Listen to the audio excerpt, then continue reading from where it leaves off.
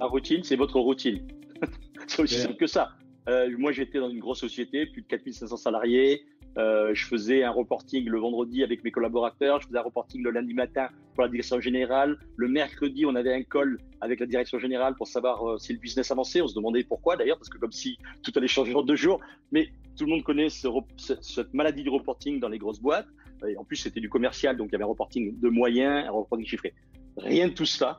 Vous êtes libre, c'est votre boîte. Donc, c'est vous qui définissez le rythme. Vous allez même demander à vous créer un propre reporting pour vous-même. Parce que vous allez vous dire, tiens, j'ai peut-être besoin d'une guidance pour mon business. D'ailleurs, j'en fais une. Moi-même, je me fais un petit reporting bimensuel, on va dire, que je regarde de temps en temps, parfois une fois par semaine. Je jette un coup d'œil sur mon tableau Excel avec mes différents éléments d'avancée par rapport à ce que je me suis dit dans mes KPIs, les indicateurs clés de performance.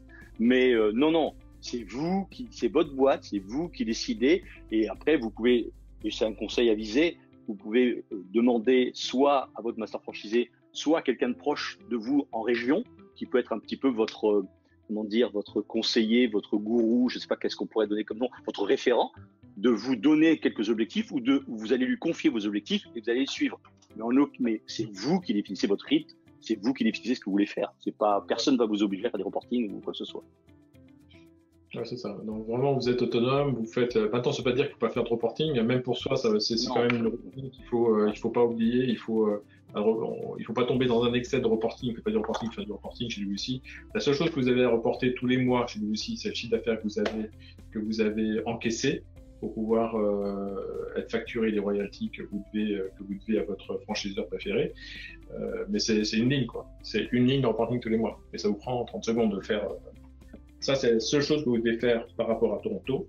Après, rien n'empêche que pour vous, que vous ayez, comme tu disais Jean-Pierre, une feuille de route avec des objectifs à 3 mois, à 6 mois, même pourquoi pas à 5 ans. Hein, on peut réfléchir à 5 ans et se dire, ben voilà, dans 5 ans, je vais être là. Et se dire à 3 ans, ça veut dire qu'il faut que je sois là. Donc dans 1 an, il faut que je sois là. Dans 6 mois, il faut que je sois là. Et donc dans 3 mois, je sois là. Et là, ça veut dire ce mois-ci, qu'est-ce que je dois faire, quoi. Donc c'est ça. Et d'ailleurs, on a une méthode qui est en train de se déployer, c'est la méthode EOS, qui est très utilisée encore une fois dans le monde anglo-saxon. Et si vous nous rejoignez, vous aurez la chance de pouvoir profiter de ce déploiement qui est en train de se mettre en œuvre au sein du IWC.